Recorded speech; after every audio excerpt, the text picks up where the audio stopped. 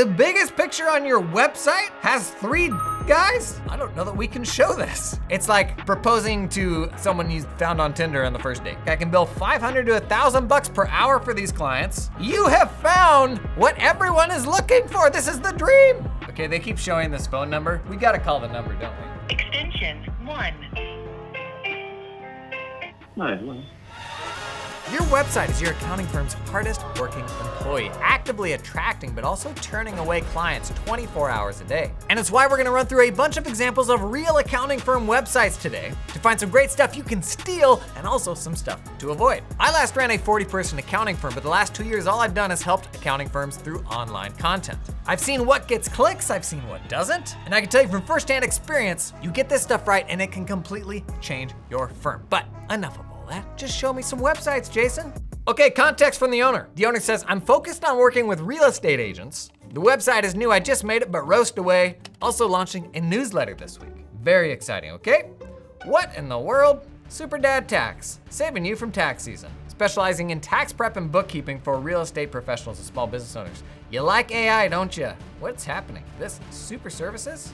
Oh, this is an Instagram post. The post is super services. Caption, you can also follow on Instagram to see more. This has 5 likes. How many accounts do you have, firm owner? Running downstairs for dinner. Kids, you gotta go like this post. Okay, All right, Dad. At least they're calling out real estate professionals. Okay, our services, they are super. That much has been covered. All pricing subject to change due to customized pricing for clients' needs. Uh-oh.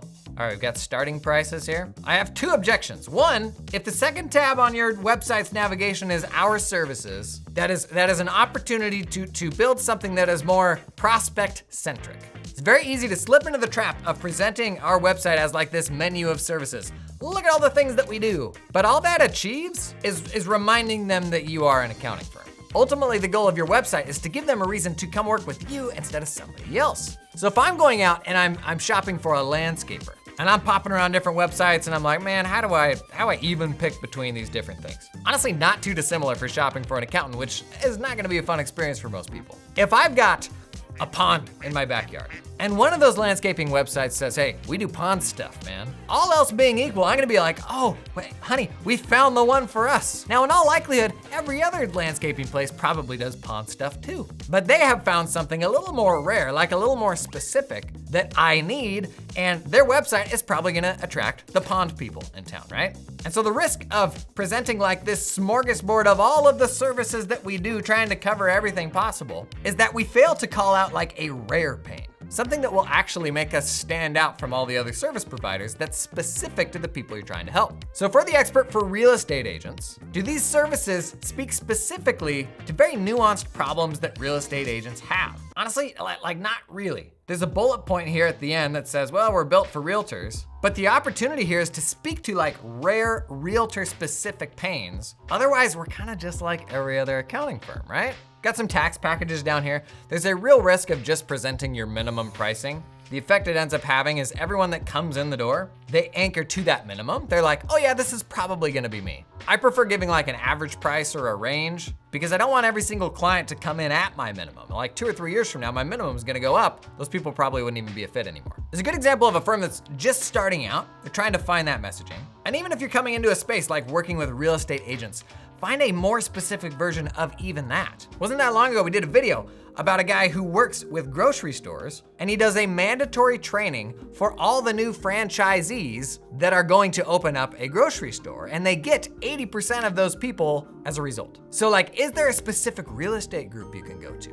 Is there a membership organization within the space where you can be the go-to person to teach that thing? Think about what those choke points are, where everyone has to get funneled through there and how you can insert yourself into that conversation. And then get even more specific than real estate agents so that you are like the default for that specific type of person. Okay, context from the owner. They want to work with primary care offices that have at least 2 sites or $1 million a year in gross revenue. Okay, close your eyes, visualize what this website looks like. Probably like a doctor speaking to a child on a doctor's chair covered in crinkly paper, right? Something like that. Okay, open your eyes. Okay, not that at all, just a family. At least the hero copy does shout at you, primary care bookkeeping. Just straight to the point. Specialized bookkeeping services for DPCs. Oh, get your financial health score. Let's circle back on that. You focus on patients while we handle your medical practice, bookkeeping, and financial management. Ooh, managing a membership-based healthcare practice is challenging. That is very, very specific. In fact, if that's really what they're going after, my understanding is that's like a subset of primary care clinics. If that's really what they're going after, I would call that up more up top here. This is a great example of where,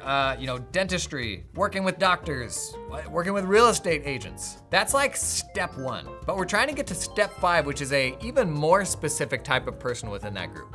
Because the more specific the persona we can speak to, the more likely they're gonna see your website and be like, oh man, finally somebody that's just for me. What sets us apart? Hyper-focused expertise, systems-minded financial strategy, optimize and streamline workflows.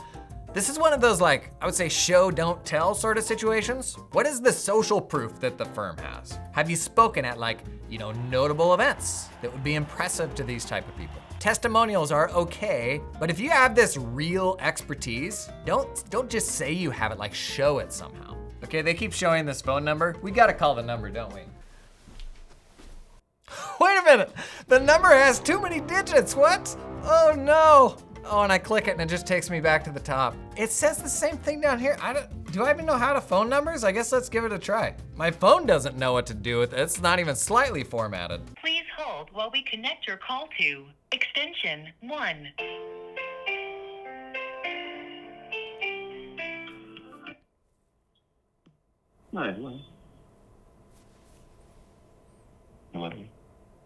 Hello?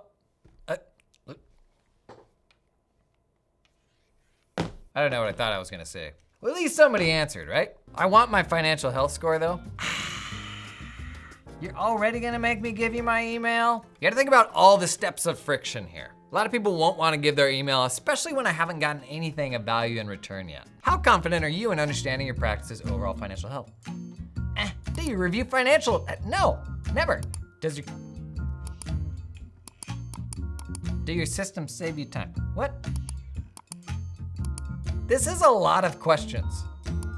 Oh, incoming. Here we go. 66%. What do I do with this information? I'm gonna nitpick here. That is the point of this exercise after all. Because every website can be improved a bit, right? These questions are very centered on kind of general holistic like financial well-being, but is that the thing that's actually ailing the business owner? Are those the problems that they care about, or are those the problems that I care about? I don't know that the business owner actually really got value from this. And I don't know that it ties closely to the problems that they're gonna be feeling when they come and they are looking for a new bookkeeper. If we're trying to serve a specific type of entrepreneur like they are, which is great, rather than imposing our financial will on them, we gotta get an understanding of what their problems are. Because when your landing page speaks very specifically to their, what they are grappling with. And if you look at this landing page right now, I think all this speaks to is, you need a bookkeeper? We can do your bookkeeping. It's at least achieving that, but not yet in a way that I would say super lands the notion that they are the experts for this. This feels a little bit like if I went to ChatGPT and said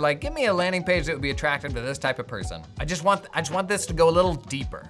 Show me, give me some social proof as to why you are the guru for this type of person. Agent, CFO, great accounting for great real estate teams. Nice aesthetic, right? Looks modern. Context I got from the firm owner, they say their ideal client is a real estate sales team doing between 1 and 10 million a year in revenue, who's looking to outsource their bookkeeping. Worth remembering, over 50% of time that people will spend on your website will be, quote, above the fold. That is the very first view that you see here. So is this screaming at real estate teams? I think it probably is. They're asking us to do 3 things already. Get a free assessment, get our 7 steps guide, get started. Arguably your phone number is also another call to action. In a perfect world, you're just giving a person a single flow through this journey. Let's circle back to this assessment. I wanna see what this looks like. Trusted by top agents and teams nationwide. This is good. What you wanna be presented here is what other prospective customers will be impressed by. So this is not a place to put your favorite accounting software or your state CPA society or something. You want these to be recognizable organizations for the people that you wanna work with. Okay, go beyond bookkeeping, clean, accurate, and timely financials. That lady is so happy. insights, dashboards, CFO level expertise, and they kind of benchmark what they do against bookkeepers. It's a little bit firm centric for my tastes. This feels like stuff that we think is cool, that we assign value to, but the reality is when a prospective client's coming to you, they have a specific pain that they want to solve. And if they're looking to outsource their bookkeeping, it's probably as simple as, my mom just told me she won't do it for me anymore, or I'm wasting too much time on it. So sometimes we can fall into the trap of getting a little too big brained about the ideas that we're putting in front of prospects. Let's come back to this free assessment. Work with us. Schedule your free consultation. Meet with our expert team. Next steps. Man, I thought I was gonna get like some instant value here. The lower we can make the barrier for the visitor getting some sort of value from us, the more likely they'll actually take that next step and book a call. Because most of the people that come here, they're not gonna be ready to jump on a call. But if you can give me some sort of little value, something that builds a bit more trust, they're much more likely to then book that call. And I wouldn't say that this achieves this. You haven't helped me, like you haven't solved a problem of mine. This feels like the exterior gates of your accounting firm with instructions for how to get through the gate to work with me. But I would argue the job of a website today is to be useful, because it's once they've had that opportunity to learn a bit from you, build a bit more of a relationship, that they're infinitely more likely then to become a client. So I would say 10 out of 10 aesthetic here, but aesthetics can be a trap. Ultimately, I want a landing page that converts. And right now, I think all this does is kind of get people to maybe book a call if they're like totally ready. Okay, let's get into the next one. My favorite clients are general partners for cannabis plant touching companies. Usually they manage the capital of a group of investors and invest into operating companies such as cultivators and manufacturers. They're my most profitable work. I can bill $500 to $1,000 per hour for these clients, as opposed to the rest of my clients where I get $150 to $250 an hour. But as you may have guessed, the latter makes up 95% of my practice. You have found what everyone is looking for. This is the dream. Found a super profitable micro niche, but still futzing around with all this other stuff. Okay, let's look at the website. I hope there's a big old weed thing. I know a lot about weed. Make tax time a relaxed time. Random Christmas family. Unless this is like a weed joke. Don't let taxes drain your wealth and mental health. I mean, this one's got an aesthetic. Enjoy tax savings and peace of mind. Where's the weed stuff? Oh, I found it. Cannabis accounting. Oh, it doesn't even click. Here's the good news, is you have found the golden nugget that everybody's looking for. What is that very nuanced problem that I can solve for people? What is like investors?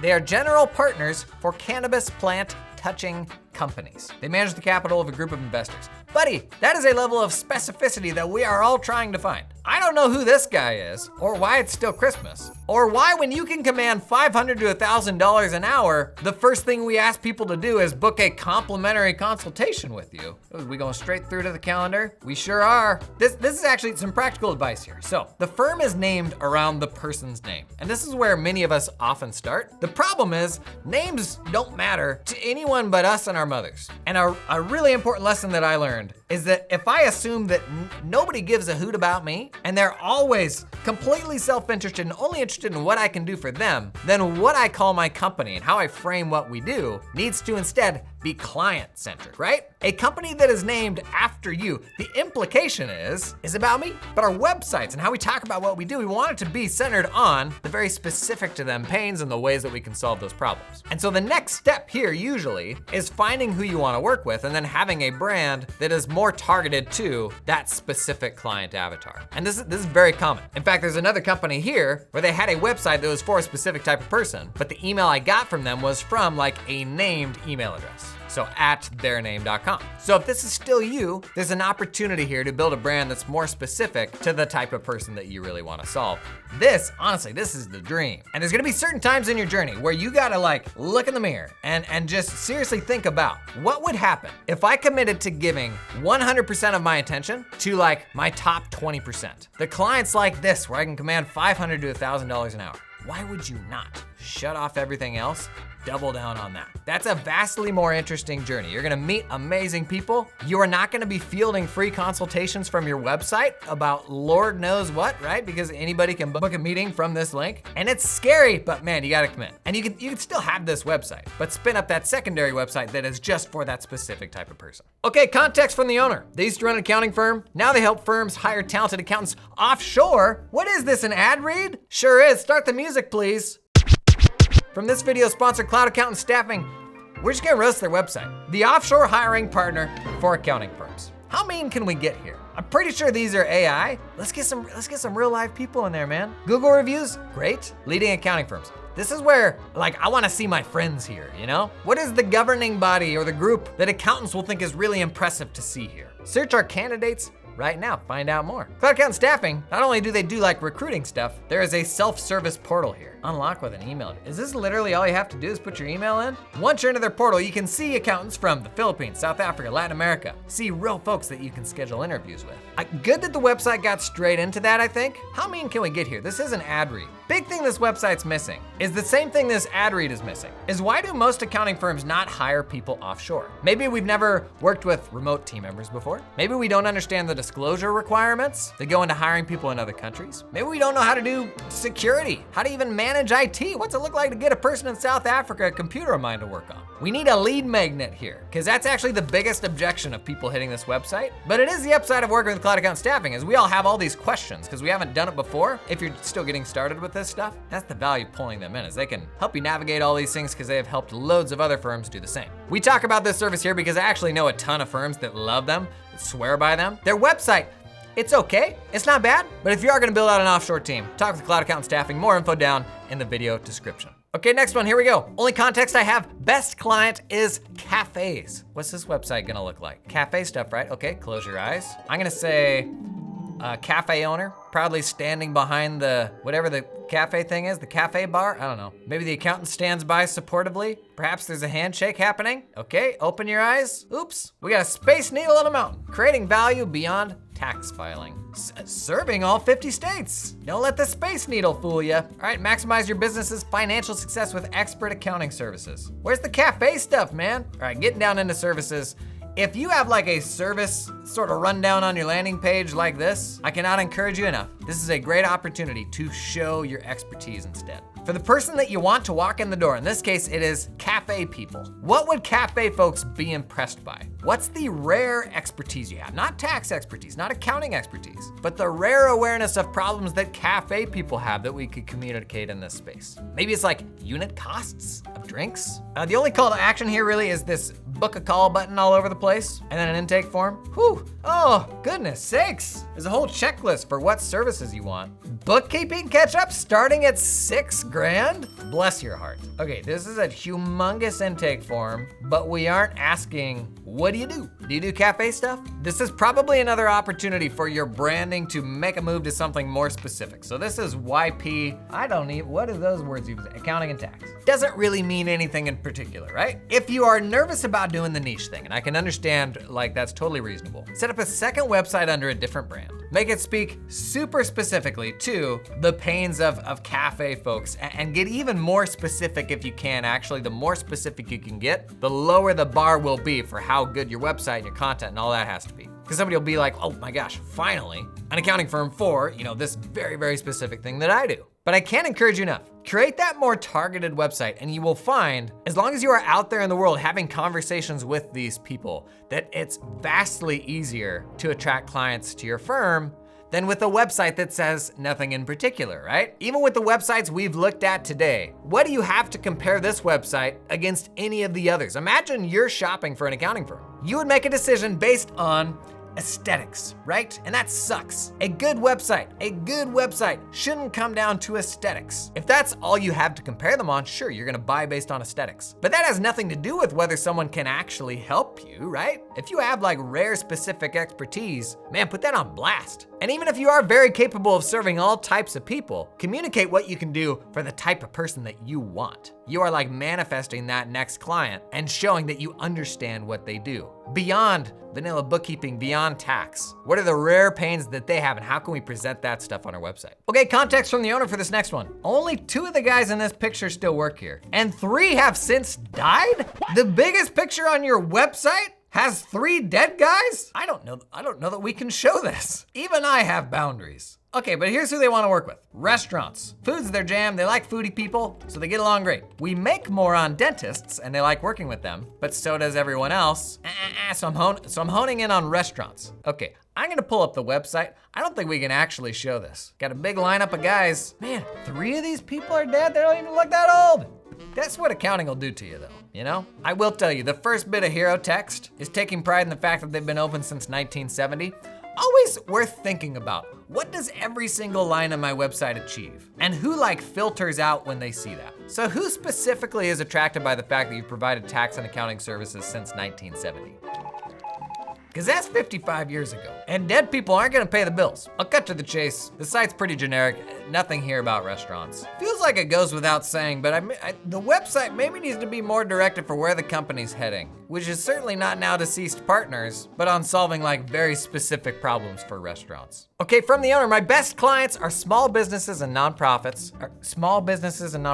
Okay, so everybody who can't keep track of their finances and pay me to bring clarity and structure so they can make decisions with confidence and grow. I think we got a generic webpage coming up. We got butterfly stuff, data-driven accounting for nonprofits. Okay, FinRise, where accountants speak human, not jargon. At least we are specifically talking to nonprofits, right? Calling out some problems, your books take too much time. We do jump right into service packages though. It's worth thinking about in 2025 what the value of a website is in kind of the overall structure of how people discover you, because I think that's changed. These days, most folks will find you via social media before anything else. And increasingly, there's this expectation of being able to grab a free asset or a resource or listen to that person's podcast or read their newsletter or something like that. And that actually leads people to make buying decisions. And so if we don't give them a way to learn more about us and connect with us at all, then in all likelihood, they will go somewhere else where they are given that on-ramp, where they can read their newsletter for a month or listen to a couple podcasts, have a conversation at a trade show, and then they are ready to explore working together. But what most websites do is they say, here is the barrier to work with us, now you have to climb over it. It's like proposing to someone you found on Tinder on the first date. They're like, man, I'm just trying to learn more. And if you give them a way to learn more and get some value, then there's this sense of reciprocity where they're like, dang, that was actually pretty helpful. I can now see they actually are experts, and I'm much more likely to then go into that next conversation. We've got an abundance of proof up here. In general, I don't recommend making it too easy to book a call, because the reality is that literally anybody can chuck a time on here. Like, what do they do? Are they a nonprofit? Oh, hang on. How long will your cash last? Find out now. For businesses and nonprofits. That's pretty general. That's kind of everybody, right? Okay, I'll bite. Get my free calculator. What? Thanks for subscribing. Check out these fellow creators. I don't think that was supposed to happen. So this is a tool by Kit. They're like a email newsletter platform. Maybe this is how it is on the free version, but it then immediately recommends others newsletters I should be subscribing to. That wasn't what I expected. Obviously there's an opportunity for greater specificity here, even within nonprofits. Nonprofits is huge. How do you become the go-to for a specific type of nonprofit? I would start with finding a group where they are hanging out at the same watering holes, listening to the same content, reading the same stuff. Like the fastest route to being perceived as an expert is to just be the most visible person within a space, which feels wrong because that doesn't actually even mean that you're an expert, right? But that ought to be the goal, is to become the default for someone so specific that the next time they're considering a new provider, their mind immediately goes to you. Thank you to the brave souls who agreed to be roasted here. If you want to be roasted, check out the link down in the video description. We might just roast you next. And a lot of this comes down to finding what client do I actually want to work with. Buddy, check this out. My approach for finding the type of client that you ought to be doubling down on in your firm to get to a more calm, more profitable place.